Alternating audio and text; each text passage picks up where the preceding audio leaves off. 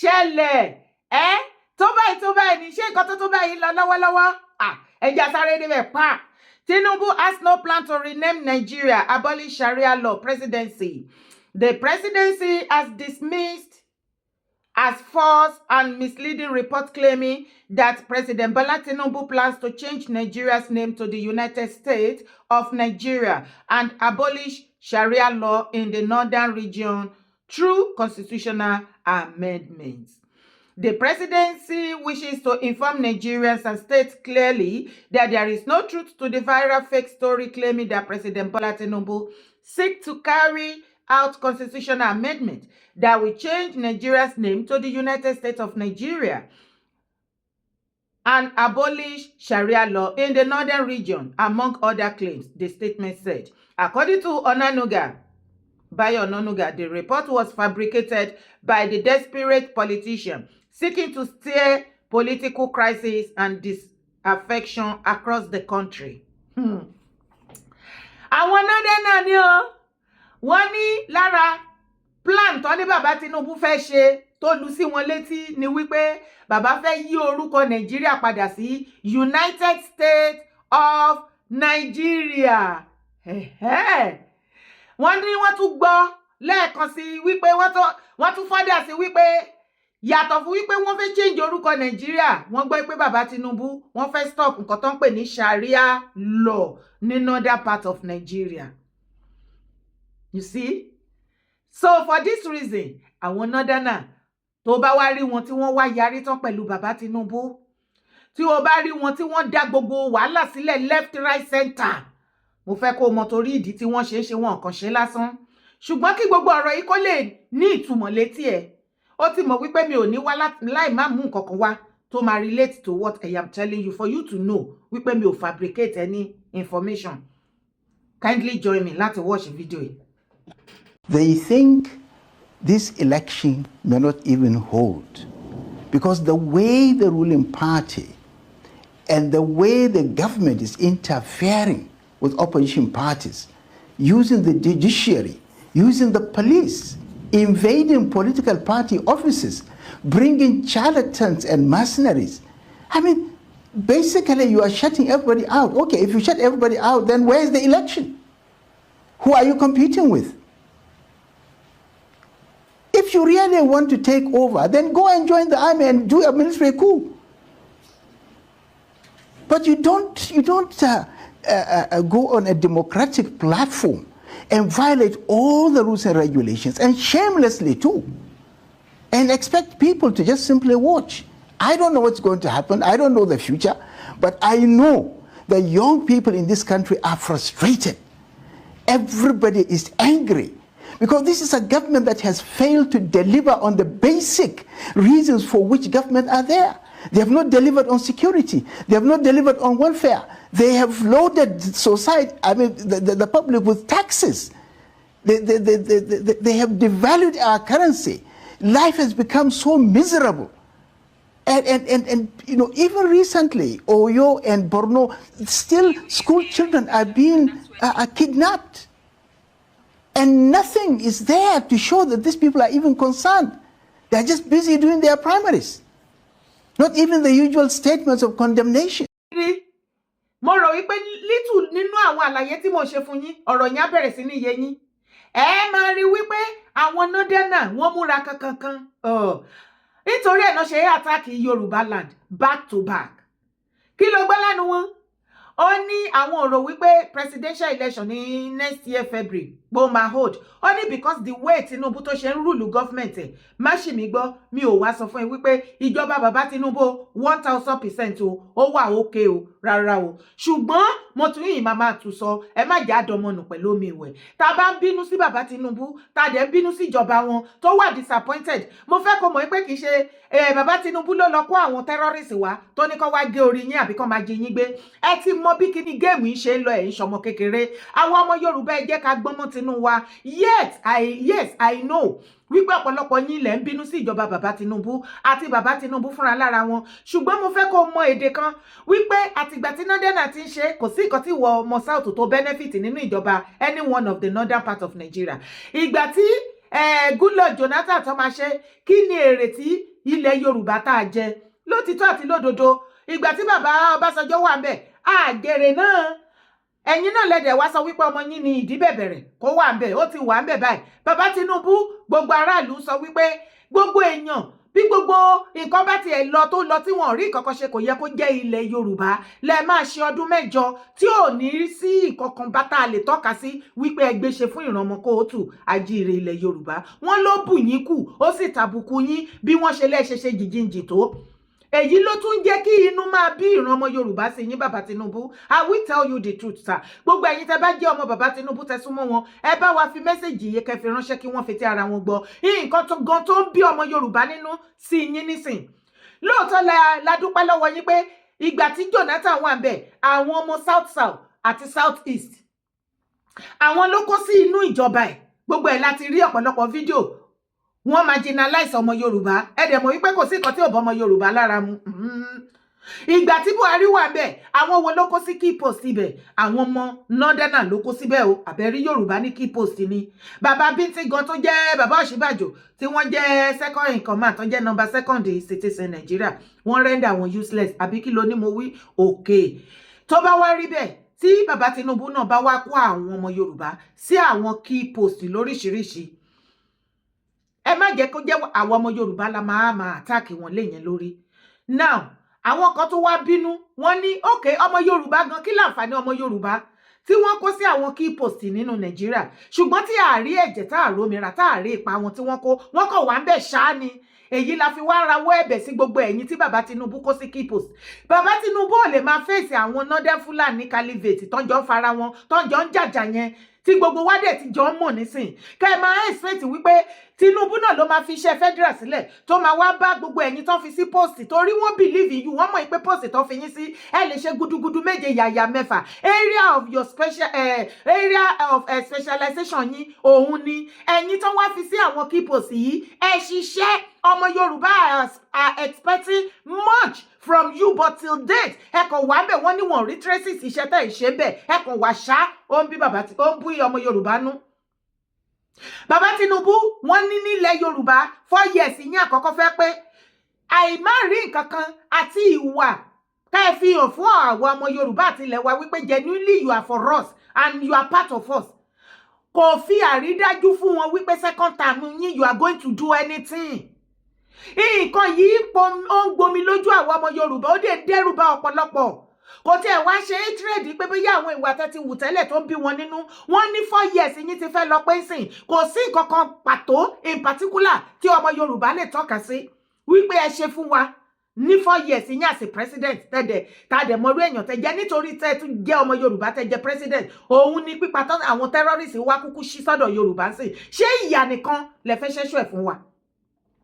Wọ́n nígbà tí 4 years yín àkọ́kọ́ bá lọ tí ààrẹ jẹ́ tá àrómìíra wọ́n ní táàtì tí ẹ̀ ń gbà nínú Nàìjíríà àwa Yorùbá la sọ táàtì jù kì í ṣe àwọn northern wọ́n ní gbogbo nǹkan tẹ́ẹ̀dẹ̀ pé káàkiri sí the rest of Nigeria kì í ṣe ilẹ̀ Yorùbá nìkan kí wá ní èrè ìpẹ́ jẹ́ ọmọ Yorùbá gangan ó yẹ kó yàtọ̀ ó yẹ kí òye ẹ̀ kó kọ́ wa lójú ó jẹ́ nǹkan tó ń bí wọn nú wọ́n wá sọ wípé tó bá wá fún yín ní support nísìn kẹ́ tún wá ṣe second time kẹ́ wọlé ipe báwo la ṣe mọ̀ wípé ẹ máa ṣe anything fún ọmọ Yorùbá àbí fún ilẹ̀ Yorùbá ṣé kò ní jẹ́ wípé ìyà lórí ìyà òfò lórí òfò náà ni àti wípé ọmọ ẹni òṣèdí bẹ̀bẹ̀rẹ̀ àti òṣèdí bẹ̀bẹ̀rẹ̀ ṣé ìlẹ̀kẹ̀ ò ti já tòǹtòwú ṣé kìí ṣe wípé òfò lókù tí ilẹ̀ Yorùbá máa jẹ́nu ìjọba yín ara nǹkan tí ó ń bí wọn nínú nìyẹn ibẹ̀ ni kọ́kọ́ la tún yìí lọ ẹni láti wá gbọ́ rẹ́rẹ́ ti rún ní north ẹ mọ̀ wípé mi ní fún yín ní ṣáláláí mi ní fún yín lófo mo kàn fẹ́ kó wá fi etí ara ẹ gbọ́ àwọn àṣírí tó ń ṣẹlẹ̀ ní Borno bí ayé Borno state government àti Maiduguri bí wọ́n ṣe bayé Nàìjíríà jẹ́ jọ̀ọ́ tẹ̀lé mi wá gbọ́. Boko Haram are being rehabilitated. Now, what they do after the rehabilitation, they fill form, they ask questions. How many people have you killed? So if you kill 50, you have your own class. 50 and above 20, I have never killed. So if you have never killed, maybe you stay there 1 month and go off. If you kill small number, 2 months. If you kill many, 6 months. which type of ammunition that you use, then that is the people that they are going to pay them a payoff of 3 million and a monthly salary of 50,000. I'm saying this, it should be a shocking. I'm revealing this. After being rehabilitated, what happens the next? If you cannot live without gun, the government will provide gun for you. As a civilian JTF, you all know that they are here in Abuja. Most of them are repentant Boko Haram. Some of them that they cannot stay in the society, they are being exported to Algeria to go and attack the miners, to go and do illegal mining, gold mining in Algeria, and be paid. If they sustain gunshot, they are going to be transported back to Maiduguri and treated in the University of Maiduguri Teaching Hospital through the government of Borno State. The repented IDPs, repented Boko Harams, and also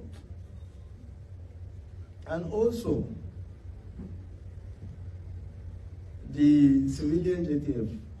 go to Zamfara. They are there. The government of Zamfara is paying them 70,000. The government of Borno State is paying paying 70,000 to the Borno State government. The Borno State government is paying them 50,000. Meaning it is a job, it is a business. It is not a crime to start a business if the business is being recognized by our government. The business that I'm craving for is to start my terrorism. Wow. I'm not going to terrorize anybody. I'm going to fight back. It has been so painful that the killer of my dad is being paid with taxpayers' money. The abductors of our wife, our children, our sisters are being paid off by the taxpayers' money. They drive luxury car with escort. There is one man that slaughtered 96 people a day. Now he's driving with Hilux. His name is Adamurubu. I'm saying this, I don't care. I don't care. I'm ready to die. I'm ready to die. Because what's the life? What's the life?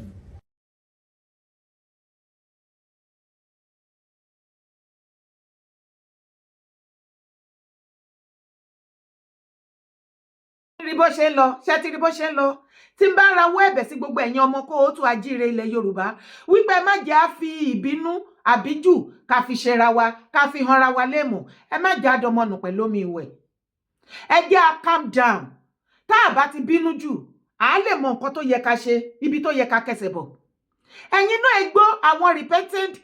repentant terrorists tí àwọn nọ́dẹ́nà tí wọ́n máa ń fọ́ọ̀sì sí society wípé after tó bá ti kúrò ní rehab wọ́n ní láti accept wọn society ní láti welcome wọn as a matter of fact wọ́n ní kí Nigeria government kó máa kẹ́ wọn lójú kó máa kẹ́ wọn nímú ṣebí ìwọ náà gbọ́ ọ̀pọ̀lọpọ̀ àṣírí lẹ́nu brother yẹn èyí tó bá jẹ́ terrorist tọ́wọ́ bá bà tó bá mú tí ò bá ti pààyàn ó ní time tó máa lò kó máa lọ bó bá ṣe pààyàn sí grade by grade ní month tó máa lò ń bẹ̀. These are the terrorists that can never live without ọ̀pá wọn ò lè live láì ní ìbọn lọ́wọ́ mọ́ kì í ṣe ìbọn nìkan bọ̀bọ́ yẹn kàn ṣẹ́nu kù ni àwọn eléyìí ó ti wà nínú ẹ̀jẹ̀ wọn inú hobby wọn láti máa mu ẹ̀jẹ̀ ènìyàn láti máa ta ẹ̀jẹ̀ èèyàn sílẹ̀ tí wọn bá ta ẹ̀jẹ̀ èèyàn sílẹ̀ wọn wà òkè wọn normal kò sí iye rehab tẹ́lẹ̀ kó wọn lọ you are only wasting time and wasting Nigeria money resources tó yẹ kó fi ṣe nǹkan fún innocent citizen can benefited from it. Ẹ wá gbọ́ àwọn àṣírí bí Borno state government bí wọ́n ṣe ń ṣe kí ni ẹbẹ́ gbéye sálárì tí wọ́n san fún wọn àti Maiduguri tó bá ti kó wọn lọ sí rehab tó bá ti ṣe pààyàn sí ìwọ tó bá pa 30 tó bá pa 20 wàá gbọ́ lálàyé inú ẹ̀ ìwọ tó bá pa 50 tó pa above 100 ló ṣe máa pẹ́ sí ní rehab tó bá wá ti kúrò ní rehab tún wọ́n á ṣe kí ni 3 million naira wọn kò lè lò wọn lọ́wọ́ cash lẹ́yìn yẹn state government Maiduguri àti Borno wọ́n san salary fún wọn every month 50,000. Ìwọ tó jẹ́ innocent citizen Nigeria, ó yá come out and tell me, ìjọ́ wo ni no ti receive owó free money láti ọ̀dọ̀ federal government àbí state government sí inú àkáǹtì ẹ̀. Bí ìjọba Nigeria ṣe lè kankan tí ìjọba bá Tinubu kì í ṣe ti Nigeria nìkan economically all over the world ló ti ń ṣẹlẹ̀. Kí lè rè tẹ́yìn ọmọ Nigeria jẹ nínú ìjọba tó nira kókókó yìí? Àtijọ́ tó tán ti ń pín cup of rice, tán ti ń pín how many household wọ́n fẹ́ fún wọn ní 5,000 naira, 1,000, 100 naira. Mélòó nu yín náà ti fi sínú àkáǹtì yín àbí tán fi lé yín lọ́wọ́? Àfi tá bá rí yín bí tẹ̀tí ń campaign tí wọ́n yọ lé yín lọ́wọ́ báyìí tẹ̀dẹ̀ ń tẹ̀ka. Ṣé rí bí àwọn terrorists tó bá ìwà àsì terrorists tó ń pààyàn wọ́n ń gbowó, they live good. Ṣé bó ń gbọ́ wípé majority àwọn terrorist leader they live a very flamboyant life, luxurious life in another part of Nigeria with what? With maximum security tó ń support wọn, tó ń move pẹ̀lú wọn, tó ń protect wọn àtàwọn family wọn ní inú ìgboro tí state government tó fún wọn láti máa protect. State government Maiduguri àti Borno ó tún ń fún àwọn leader terrorists in another part of Nigeria ní another Nigeria soldier police láti máa protect wọn, but they failed láti protect aráàlú. Ṣé you see the gbogbo àṣírí tí bá sọ fún yín pé àṣírí gangan náà pè ní Nàìjíríà? Ṣé you see the whole problem? Tá bá wí lọ wíbọ̀ ọmọ Yorùbá wa máa sọ wípé ẹ wá máa fi kanra mọ́ Tinubu. Yes, APC ìjọba APC ni wọ́n kó tó import àwọn Fúlàní terrorist tí wọ́n import wọn wá. Ṣé bẹ́ẹ̀ rí lára àṣírí tó wà ńbẹ̀? Àwọn government wọ́n ní lára àwọn terrorists tó kó lọ rehab tó bá kó wọn jáde, àwọn tó bá wá rí wípé wọn ò lè live láì ní ìbọn lápò àbí láti máa pààyàn, ó ti wà nú ọ́bì, ó ti wà nú ẹ̀jẹ̀ wọn, wọ́n á kó wọn lọ sí every other part of Africa kí wọ́n lọ máa pa àwọn èèyàn bẹ́ẹ̀. Ṣé you dey listen? Bóyá o farabalẹ̀ kó gbọ́ àlàyé máa yẹn kó tún padà tún fídíò yẹn gbọ́, má máa rush. Ẹ jẹ́ kí àwọn fídíò àwọn statement kó máa sink sínú yín, kò ní máa jẹ́ pé a máa repeat the same thing every time. Ṣé bẹ́ẹ̀ gbọ́ àlàyé? Wọ́n á kó wọn lọ kí wọ́n lọ máa ṣe kọ́ lọ máa pa àwọn tó ń ṣe mining, àwọn innocent soul ní another country. Èyíkéyìí nínú àwọn terrorists tó jẹ́ repented wọn tó bá kó lọ sí another country ní Africa tí ọta ìbọn bá ti wá bà tó ṣèṣe, wọ́n á fi mẹ́sẹ̀jì ránṣẹ́ sí Maiduguri state government àti Borno, Sokoto máa wà ńbẹ̀. Wọ́n á wá transport wọn wá láti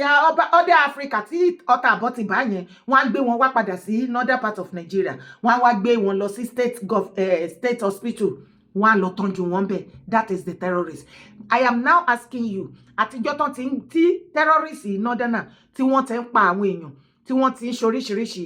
ìjọ́ wo lórí tí wọ́n gbé any one of the victim tí wọ́n gbé lọ sí hospital fún ìtọ́jú? Ìjọ́ wo ni wọ́n Nigeria government kàn rò àbí state government pé gbogbo àwọn tó ń jí gbé yẹn psychologically wọ́n ti ní problem, they will live with it for the rest of their life. At least ó yẹ kó ní ìkọ̀kọ̀ tí federal state government kó yẹ kó provide fún wọn wípé òkè tó bá jáde there should be a state hospital or I mean mo ṣe máa make arrangement kí wọ́n máa lọ bẹ̀, kí wọ́n máa lọ fún counseling kó lè help wọn a little bit. Gbogbo ọ̀nà ní federal àti state tó fi kùnà fún aráàlú. So tá ẹ bá ń blame Tinubu àtijọba ẹ máa blame state. Kí ló dé tí Tinubu tí wọ́n náà pariwo gbogbo ìgbà pé wọ́n ti kó owó òbítíbitì owó triple iye tí àwọn governor state governor tó ń gbà tẹ́lẹ̀ tán kó fún wọn, ṣùgbọ́n síbẹ̀síbẹ̀ tí wọ́n utilize owó yẹn bó ṣe yẹ kán utilize ẹ̀ tí ẹ̀yin aráàlú ò dẹ̀ ríro. State fail yín just the same way federal ó fail yín. So ẹjọ́ máa kan oró mọ́ gbogbo wọn, kì í ṣe federal nìkan. Ibẹ̀ ni kọ́kọ́ là ń lọ. Mo fẹ́ play. Okay, kí n tó play ẹ tẹ̀lé mi wá wo fídíò yìí náà. Ẹ wá gbọ́. Ẹ káàárọ̀, mo kí ẹ̀yin bàbá mi, ẹ̀yin màmá mi, ẹ̀yin brọ́dà mi, ẹ̀yin tí mo jùlọ, mo kí ẹ kú ojúmọ́. Mo ń fi àsìkò yìí mo fi ń sọ fún gbogbo ẹ̀yin ọmọ Yorùbá káàkiri àgbáyé pé security tí mo dálẹ̀ irú ẹkùn security network ni orúkọ tí mo sọ, tí mo dẹ̀ register, tí mo dẹ̀ ti gbé síwájú president wọ́n dẹ̀ ti gbà wọlé. So mo wá ń fi àsìkò yìí rọ gbogbo ẹ̀yin ọmọ Yorùbá tẹ́ jẹ́ akíkanjú, tẹ́ jù mí lọ àtẹ́tẹ́mi náà jù lọ tá fẹ́ jọ fọwọ́sowọ́pọ̀. So mo fẹ́ kẹ́jẹ́ kájọ fọwọ́sowọ́pọ̀, kájọ bọ́ síta láti flush gbogbo onú rìsáàfù wa, because a gbọ́dọ̀ fààyè gba àwọn pípù yìí kan gbalẹ̀ wa. Géèmù náà dẹ̀ fẹ́ gba òṣèlú nìyẹn, bọ́n ṣe ṣe láyé ìjọba Jonathan yẹn tí wọ́n lọ káwọn Boko Haram wá pé kọ́mọ díẹ̀ pé kọ́mọ da ìjọba láàmú wọ́n tó fẹ́ ṣe ni pé wọ́n fẹ́ da ìjọba bàbá Tinubu láàmú láti pé kọ́mọ sọ pé ẹni pé gbogbo ògbóró wà òkè ilẹ̀ Yorùbá gan fararọ́ àwa la Yorùbá là ní gbà torí bàbá tí ń ṣèjọba Yorùbá ni o àwọn bàbá adẹ̀ni ọmọ ẹni omi sì ní bẹ̀rẹ̀ káfílẹ̀ kẹ̀sí ìjọba ẹni omi so ẹ má jẹ́ ká fàyè gba àwọn kírímínà olóṣèlú tán kó àwọn tẹ́rọ́rìsì sí abẹ́ torí tẹ́rọ́rìsì lẹ́ni tí máa ń pààyàn tí ń jiyàn pé tẹ́rọ́rìsì ni ṣe to understand ó lè mọ́ jẹ́ Fúlàní nìkan gan so ti anybody tá a bá ti bá nínú rìsáàfù wa kírímínà ni nǹkan tó bá mọ̀ kọ́ fẹ́ gbé ọmọ Nàìjíríà jọ gbogbo wa tó bá fẹ́ gbé nínú ìlú wa mọ́ bọ́ ń gbòòrò kọ́ wa mọ̀ ṣiṣẹ́ kí gbogbo ayé rí ẹ kọ́ mọ̀lé ẹ̀kọ́ mọ̀nà ẹ ó lè lọ jókòó sínú rìsáàfù tiwa nílẹ̀ wa kẹ́ wa mọ̀ pa wá kẹ́ mọ̀ jí wa gbé àwọn olóṣèlú kan náà ń bẹ lábẹ́ ẹsẹ̀ yẹn àwọn olóṣèlú kan náà ń bẹ ń bẹ so mo rọ gbogbo yẹn brọ́dà mi ẹ má jẹ́ ká fàyè gba àwọn olóṣèlú yìí kan balẹ̀ wa jẹ́ kò sí kùkù kan kò sí gìrì kan wọ́n ní kíní kan bẹ nígbó tí ń dún màrú kò sí kankan tí ń dún màrú nígbó ìbẹ̀rù Ọlọ́run ni eléyìí tí ń ṣẹlẹ̀ yìí kì í sọ̀rọ̀ ọjà ẹ̀sìn Christian lèmi náà kódà second wife mi lọ Mẹ́kà mùsùlùmí ni mo ń kírun lé mi bínú torí pé èmi gangan lọ church lẹ́ẹ̀kọ̀ọ̀kan ti bára yìí àwọn oníṣẹ̀ṣẹ̀ rẹ̀ làwọn tó bí mi so kí la wá fẹ́ mo bára wa jà fún kí sọ̀rọ̀ ẹ̀sìn ẹ jẹ́ ká fi ọ̀rọ̀ ẹ̀sìn sẹ́gbẹ̀ẹ́ kan ẹ jẹ́ ká fèsì àwọn tẹ́rọ́rìsì tó ń pa àwọn èèyàn wa tó ń jí àwọn ọmọ wa ẹwà àwọn ọmọjọ́ ọ̀la wa so ìyẹn ni kẹjẹ́ ká fọwọ́sowọ́pọ̀ ẹ jẹ́ ká gbẹ́sì ọ̀rọ̀ ẹ̀sìn sẹ́gbẹ̀ẹ́ kan kálukú ní ṣe tiẹ̀. ọ̀rọ̀ tó yẹ kẹ́ gbọ́ òun lẹ ti gbọ́ yẹn lẹ́nu oníkan tó ti ń gbọ́ kàn mo fẹ́ pe àkíyèsí ẹ̀yin ọmọ kóòtù àjíire ilẹ̀ Yorùbá sí nǹkan kan ẹ rí wípé February ọdún yìí ni wọ́n fún ṣe Sunday Adéyẹmọ Ìgbòho ní freedom àbí kó tó di February kó tó fún wọn ní freedom ǹjẹ́ bẹ́ẹ̀ ṣe ń rí oríṣiríṣi group insecurity àbí security tó bá pera wọn private security nísìn bí wọ́n ṣe yapa nísìn tó sọ́ra wọn di wèrè sórí social media ṣé bẹ́ẹ̀ lẹ ṣe rí wọn tẹ́lẹ̀ kó tó di wípé Ìgbòho gba freedom ẹ máa bá mi down níbi comment section ṣé ẹ rí wọn kí wọ́n máa gbọ́ oríṣiríṣi káàkiri àwa rèé o security group o private security oníkálukú wọn mẹ́lò kí ni wọ́n gbọ́ wípé Ìgbòho gba security ó gba freedom báyìí everybody jubilate mo wá fẹ́ kẹ́ mọ̀ wípé majority àwọn tó dá security group sílẹ̀ nísìn tí wọ́n ti ń pe ẹ̀yin tẹ́ wà lábúrò tẹ́ jẹ́ má gà dìdìrín tẹ́ lè gbọ́n láíláí tó jẹ́ pé èṣù máa bá yín náwó àbòsí tẹ́ wálé ayé wá ṣe wọ́n tún ti ń pè yín sí wọ́n ti ń tọ̀ yín tún kẹ́kọ̀ọ́ èyí tẹ́ ṣe owó àtàdánù tọ́pọ̀lọpọ̀ yín dá nínú Yorùbá nation apariwo ẹ̀ gbọ́ mo ní láti ìgbà tó ti free ṣe Sunday Adéyẹmọ Ìgbòho ní February ó yẹ kó ti máa notice wípé àwọn security àwọn major àìmọye wọn náà ti dá private security òfò àtàdánù náà ti dá sílẹ̀ tó ń jẹ́ káyé gbọ́ràn mọ́ ní ìgbà tó wá wọ́ọ̀sì tó bá notice ní ìgbà tí ṣe Sunday Ìgbòho tí wọ́n sọ̀rọ̀ síta wípé bàbá Ládọjà o bàbá Tinubu o wọ́n ní ṣé wọ́n lè recruit ọmọ 500 people àbí 50,000 àbẹ́yẹ tó bá pè ní security láti lè gbé fún wọn àtìgbà yẹn náà ti ya wèrè mọ́ everybody lọ́wọ́ àtìgbà yẹn náà ti ya wèrè everywhere báyìí private security ẹni tí ò lè pe kú private security ẹni tí ò sínú Nàìjíríà ó kẹgbẹ́jọ́ nu Nàìjíríà tó lóun jẹ́ leader private security ẹ wá wo ọ̀nà tí wọ́n gbà láti fi gbógun ti private security ṣe Sunday Adéyẹmọ Ìgbòho wá ti máa gbọ́ látẹnu mi láti bí last year ìrù ẹkùn kó tó gba freedom lèmi ti ń polongo ìrù ẹkùn tó ti ń ṣiṣẹ́ lé lórí ìrù ẹkùn lé ẹ̀dẹ̀ ti gbọ́ lẹ́nu ní nǹkan wọ́n gbé fún ìjọba wọ́n sáyẹn ìjọba bọ̀wọ́lù kí ló ìjọba bọ̀wọ́lù fún tí bàbá recruit àwọn èèyàn tó ní kálukú wọn ṣe bẹ̀rẹ̀ sí ní kóra wọn group after the other tó lọ ń bá Ìgbòho nínú ilé nìyẹn tí sì fi Ìgbòho bá dẹ̀ wẹ́kọ̀mù wọn àwọn aráàlú à ń pẹ́ yí nǹkan mọ́ríyàn lọ́wọ́ wọn á ní rọ́ ni kò fẹ́ káwọn èèyàn náà ga ni kò fẹ́ kọ́ jẹ́ èèyàn ni kò fẹ́ kọ́ ṣe kinní mo fẹ́ kí gbogbo wa jọ mọ̀ wípé anything you see ṣe Sunday Adéyẹmọ Ìgbòho tó bá ń ṣe lénìí tẹ́ bá rí wípé ó ń ṣe dáadáa ó pay price ẹ̀ o àbí mo parọ́ ó jìyà ẹ o ìgbà tó ń jìyà ẹ ní everything tó ṣẹlẹ̀ sìn comfort zone oníkálukú yín tẹ́ tó ti ya wèrè sí lórí ọ̀rọ̀ security òun lẹ wà ọ ẹ ṣẹlẹ̀ ayé yín pẹ̀lú ìyàwó àtàwọn ọmọ yín o you travel anywhere you do anyhow Ìgbòho lè ṣe anyhow bó ṣe wù ú títí tó fi di February tán fún ní freedom ẹ dẹ̀ wá kó àwọn kan wá lọ dá ìjà ẹkùn sílẹ̀ èṣù ń gbénu gbogbo yín ẹni ègbé ni yín ó dẹ̀ dùn mí gan ni wípé ṣe Sunday Ìgbòho gbọ́mọ́ tinú yín níbi tàbádé máa sòótọ́ ọ̀rọ̀ fún yín ẹ fara jìyà Ọlọ́run ni ò pa yín ẹ wá dá ìlú ẹkùn sílẹ̀ àwọn kan ẹ ti jẹ́ kí ìrù ẹkùn kan yọrí síbi tó the last kìíní ẹ ti ń jẹ́ kí àwọn olè ọ̀lẹ abìkan okù lábẹ́ tí wọ́n dọ́pọlọ ní tí wọ́n lè dájókòó kí wọ́n rorí wọn kán gbé nǹkan kalẹ̀ kán dẹ̀ fàyà tí kán pay sacrifice wọ́n á máa wá àfòmọ́ ni wọ́n láyé gbogbo igi náà bá tán gbogbo ẹnikẹ́ni tó bá ti fi ara ṣiṣẹ́ jìyà tiẹ̀ tó kó nǹkan jọ kíá wọ́n ti wojú rere ìgbà iná máa ṣe bẹ́ẹ̀ ni pé wọ́n láìkẹ́ wọ́n lọ́fẹ̀ẹ́ wọ́n fẹ́ support iṣẹ́ irọ́ ni wọ́n fẹ́ wá táàpù ní àfòmọ́ ni wọ́n olóbùkún ni wọ́n. Tí a bá rí àwọn tó bá máa wá dá ìkíná pé ìjà ẹkùn sílẹ̀ ẹjọ́ tẹ́ bá fẹ́ sọ orúkọ gúrùpù yín ẹ ti rí wípé èèyàn kan ti ń jẹ́ ìlú ẹkùn ẹ̀dẹ̀lẹ̀ ẹgbà fún wáì tó ṣe jẹ́ pé ìjà ẹkùn lẹ́yìn tún lọ mú wáì tó jẹ́ pé security ti yín tún ní mú ẹkùn dání àní nǹkan ti ṣe ní ẹ̀wà òkè ayé yín ti bàjẹ́ bẹ́ẹ̀ ṣe títí tẹ́ ṣe báyé Yorùbá nation jẹ́ rèé ọ̀rọ̀ eléyìí ò ṣọ̀rọ̀ Yorùbá nation Chief Sunday Adéyẹmọ Ìgbòho tó bá wù yín kẹ́ farabalẹ̀ fún wọn kí wọ́n bà security group private security group yín jẹ́ àwọn tí ìjọba ò mọ̀ àìmọye wọn ni wọ́n wà registered tẹ́ bá wá rí gbogbo wọn ká lè mọ̀ pé aláyé bàjẹ́ ni wọ́n bó ṣe wà yẹn àfọ̀mọ́ tí ò ní gbòǹgbò ìgbogbo any opportunity tó bá ti ṣẹlẹ̀ sílẹ̀ bó ṣe máa fi make owó sí àpò ara wọn òun náà wá àìmọye yín lẹ wà labroad information tó ti tẹ̀mí létí wọ́n ti parọ́ fún yín wípé ìjà ẹkùn torí wọ́n ti gbé kinní yẹn lọ bá Ìgbòho bá wọn wọ́n plan ẹ̀ Ìgbòho mọ̀ wọ́n gbé banner tó bá lọ sórí Google sí tó bá type ìjà ẹkùn àbí ìjà ẹkùn ló máa gbé fún ẹ tí Ìgbòho gbé banner wọn dání you see wọ́n ti ajá kìkìní yẹn wọ́n fẹ́ ajá kẹ̀mọ́ Ìgbòho lọ́wọ́ àìmọye yín lẹ́dẹ̀ wà lábúrọ̀dù sí tí wọ́n ti ń pè yín tó ń sọ fún yín pé kẹ́ wá fún wọn support torí wọ́n láwọn ṣe recruitment 10,000 naira ni wọ́n ń ta fọ́ọ̀mù wọn Ìgbòho ò ta fọ́ọ̀mù for anybody kò ta fọ́ọ̀mù for anybody ẹ̀yin tẹ́ wà lábúrọ̀ wọ́n ti ń pè yín wọ́n ti ń sọ fún yín wípé Ìgbòho náà ó lọ́wọ́ sí wọ́n jọ níní Ìgbòho mọ nǹkan kan tó ń jẹ́ ìjà ẹkùn ìrù ẹkùn tiger tail ó ní ti Ìgbòho Ìgbòho dẹ̀ sọ fún yín pé òun ò ta fọ́ọ̀mù for anybody tó bá fẹ́ darapọ̀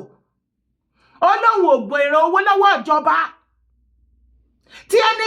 private security kọ́kọ́ bá ń pè yín ẹ̀yin tẹ́ wà lábúrọ̀ tó wá ń béèrè owó lọ́wọ́ yín ẹni ègbé ni yín ẹ̀ lè gbọ́n alábòsí ni yín bẹ́ẹ̀ dẹ̀ ṣe ẹ̀yin yẹn lẹ ṣe tẹ́ bá Yorùbá nation jẹ́ ṣojú yín ò jáǹsìn ṣára gbogbo yín ò balẹ̀ ìgbà tẹ́ bẹ̀rẹ̀ wèrè inú Yorùbá nation lórí ọ̀rọ̀ rádaràda torí àwọn kan wà orí wọn ti burú anything tó bá ti wà lẹ̀ kó tó fi máa make fún ara wọn ò náwó after they have never been there for people believe them kó gba ọ̀rọ̀ ẹnu wọn gbọ́ tó bá ti dórí social media nǹkan tó ẹ fẹ́ gbọ́ wọn ti mọ̀ wèrè ló pọ̀ jù láàrin wọn ẹ wá mọ̀ the worst part of it tó máa ṣe wọ́n wá lọ gbé fídíò Ìgbòho àbígbà tí wọ́n lọ kí Ìgbòho wọ́n lọ kí ní o wọ́n wá ba Ìgbòho wọ́n lọ fẹ́ bá ṣe wọ́n fẹ́ bá ya picture ibi tó ti ya picture wọ́n ti record wọ́n ti ṣe wọ́n wá lọ gbé private security wọ́n wá gbélé lórí wọ́n wá máa ṣí ẹ̀ káàkiri kò wá sí kankan nu wọn tó bá wọn lọ́wọ́ sí ìrù ẹkùn even àti gúrùpù tó náà dá sílẹ̀ tó ń gbé sábẹ́ wọn àwọn náà náwọn ní private security fídíò ìgbà tó lọ kí Ìgbòho bó ṣe gbé orúkọ private security wọn lé orí fídíò yẹn nìyẹn wọ́n dẹ̀ sọ wípé Ìgbòho náà gbé gúrùpù yẹn fún ṣùgbọ́n wọn ò gbà fún lórí ọ̀rọ̀ security wọn ò dẹ̀ fún ní support lórí ọ̀rọ̀ ìrù ẹkùn bí wọ́n ṣe máa bàjẹ́ mọ́ lọ́wọ́ tó máa switch sọ́dọ̀ tiwọn àwa fi àsìkò yìí sọ fún yín wípé gbogbo ẹni private security tó bá lọ káàkiri tó rí picture Ìgbòho even irú ìjà ẹkùn tí Ìgbòho gbé bánà wọn dání àbí ẹni ọ̀dà wọn ẹ má believe o Ìgbòho mọ kankan nípa ẹ̀ kí ni mo sọ fún yín Ìgbòho ṣe kí ni Ìgbòho mọ kankan nípa ẹ̀ kí ọ̀rọ̀ mi kó lè yé yín dáadáa kó má dàbẹ́ ni wípé mò ń parọ́ yàtọ̀ fún fídíò tí Ìgbòho ti sọ tẹ́ ti gbọ́ àlàyé sìn ẹ tún wá gbọ́ àlàyé tí òòṣà sọ ń bí. Mo kí ẹ bàbá mi, mo kí ọmọdé, mo kí àgbà. Èmi ọmọ ẹni Sunday Igboho. Lórí ọ̀rọ̀ mo kí ẹ bàbá mi, mo kí ọmọdé, mo kí àgbà. Èmi ọmọ ẹni Sunday Igboho. Lórí ọ̀rọ̀ security yẹn, tó security tí mo dá sílẹ̀. Mi ò go against any security tó bá lè dá tiẹ̀ lẹ̀ o. But èmi tí mo dá sílẹ̀ tó wà ní kápá mi, òun ni ìrù ẹkùn. Ìrù ẹkùn ni mo dá sílẹ̀ ni mo dẹ̀ sọ ni mo dẹ̀ registered. Ó wà registered tí mo dẹ̀ ti gbé síwájú federal government. So ti yẹn sìn kì í ṣe pé mo against any security kankan but security tèmi tí mo dá sílẹ̀ tí mo lágbára lórí ẹ̀ ìrù ẹkùn ni mo sọ anybody ló dẹ̀ fẹ́ láti jọyìn lọ́fẹ̀ẹ́ tẹ́nì kankan ọ̀dẹ̀ ní sáwó kankan pé báyà fowó gba fọ́ọ̀mù kò sí yẹn ń bẹ̀ o ìrù ẹkùn security network lórúkọ security tèmi tí mo dálẹ̀ but mi n go against any security anybody bá fẹ́ dálẹ̀ o but kíkálukú dálẹ̀ on behalf of your family àtorúkọ ẹ̀ so mi fẹ́ kọ́ ọmọ ọrùn mi tàbí ọmọ gbé fọ́tò mi sí ọ̀dà security pẹ̀lú security bàbá náà lélẹ̀. ẹ ti wá fetí gbọ́ kéku ilé kó gbọ́ kó sọ fún toko ẹ jẹ́ kí àdán yín kó gbọ́ kó lọ rò fóbẹ̀ láti sìn lọ any platform any private security kankan ní ilẹ̀ kóòtù ajíire tẹ́ ẹ bá wà kẹ́ wà ní gúrùpù Ìgbòho ìbá wà ń bẹ̀ tí ẹ bá fẹ́ gbé anything jáde ẹ má jẹ́ ká rí nǹkan Ìgbòho ń bẹ̀ mọ́ ẹ̀yin tẹ́ ní private security yẹn ẹ̀yin ni ká ṣe fídíò ara yín síbẹ̀ ẹ̀yin ni ká sọ̀rọ̀ síbẹ̀ ká dẹ̀ gbé picture ara yín síbẹ̀ ìwọ tó bá dẹ̀ nírọ́ ni kò sí wàhálà ó dẹ̀ kó fẹ́ ṣẹ̀wọ̀n eré lẹ máa pè é ó lẹ ti fetí gbọ́ yẹn Ìgbòho against any private security ó fàyàrọ́ títí ẹ̀ ó dúró lórí títí ẹ̀ ìwọ náà ṣe kí ni fàyàrọ́ títí ẹ̀ dúró lórí títí ẹ̀ má gbé ti security tí ẹ kó máa fi gbowó lọ́wọ́ àwọn èèyàn kó gbé sábẹ́ Ìgbòho ẹ fi sílẹ̀ Ìgbòho mọ any other private security yàtọ̀ sí ìrù ẹkùn anybody tó bá wá báyìí tó bá sọ wípé Ìgbòho mọ̀ sí irọ́ ló ń pa orí píṣọ Ìgbòho pẹ̀lú wọn nà láì ibẹ̀ ní kọ́kọ́ Mr. Ojajuni Afenifere youth leader Bayeje ó bọ̀run ṣe jẹ́ ibẹ̀ ní kọ́kọ́ là ń lọ Ojajuni Bayeje ó bọ̀run ṣe jẹ́ kí ni ṣe Sunday Adéyẹmọ Ìgbòho rà nígbà ẹ̀ tí ò sanwó ẹ wá gbọ́ nǹkan tó wí o. ẹ ṣe gan Elédùmarè máa kó wa nínú kan tí a kó sí ẹ ṣe gan Sunday Igboho kẹ APC làwọn yẹn